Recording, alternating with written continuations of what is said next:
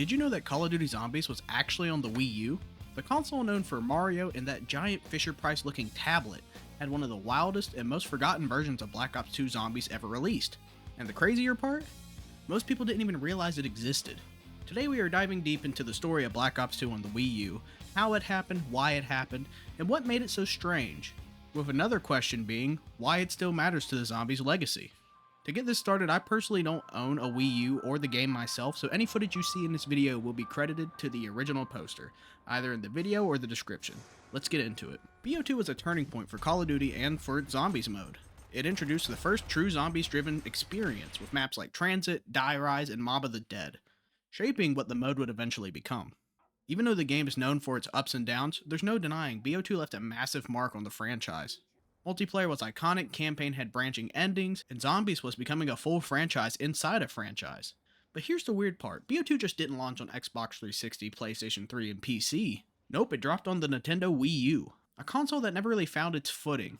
To understand why Activision even bothered making a Wii U version, we have to rewind back a little bit, back to the Wii era. Believe it or not, Call of Duty on Nintendo consoles wasn't new. The Wii got multiple COD ports, World at War, Call of Duty 3, Modern Warfare, and Black Ops 1, and despite the Wii's potato hardware, these games actually sold surprisingly well. Treyarch even went out of their way to build custom engineered versions that ran on the Wii. The money was there, and the demand was too. Activision wasn't about to ignore the audience that kept showing up for these ports. That success opened up the door for Nintendo's new console, the Wii U, and it got its own round of COD games. So when BO2 launched in 2012, it hit the Wii U on day one. And honestly, it was weirdly a good port. The game ran fairly well, it supported the gamepad, it had online play, and yes, it had zombies. You could play Transit, Town, and Farm. And one of the funniest parts is that you could even use the gamepad screen as a standalone display. Basically, COD turned into a handheld experience in the most accidental way possible. But here's where it gets strange. Even though BO2 Zombies technically worked, the Wii U had one massive problem. There was no DLC support. That meant no Die Rise, no Buried, no Origins, nothing. Arguably one of the most important content drops in Zombies history just never showed up. And because of that, the full Maxis or Richthofen Easter egg and Transit and Die Rise were forever incomplete on those systems. If you were only playing the Wii U, the story just stopped. You could not finish the overarching BO2 storyline. And that wasn't the only issue.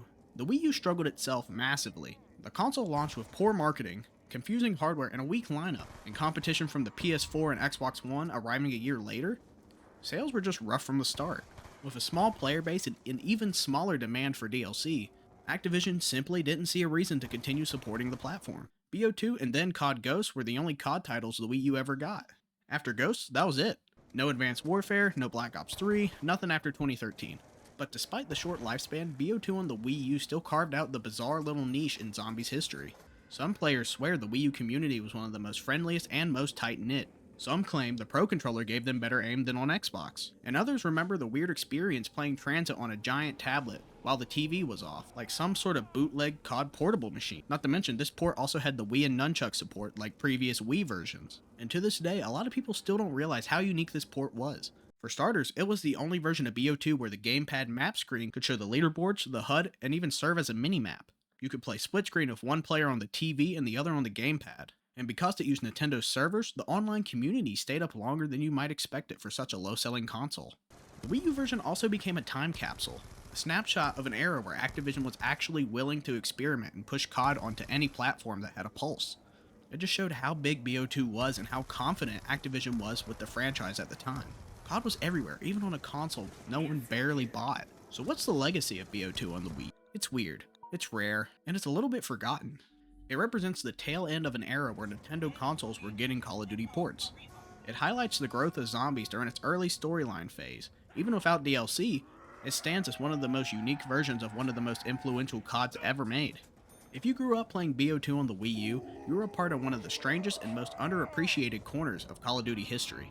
And if you didn't, like me, well now you know one of the most best kept secrets in Call of Duty history. And before we wrap up this video, again, I just always want to say thank you. We are growing at a rapid pace. We are already at 1.4k subscribers.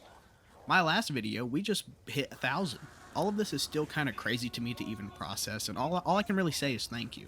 That wraps up this video, so if you do like my content or like me in general, I would appreciate it if you did like and subscribe. It helps me out tremendously. I guess for our next goal, I said 2.5k, I might lower it to 2k. but seriously, every click helps me out more than you'll ever know. But with that being said, I will see you in the next video. Peace!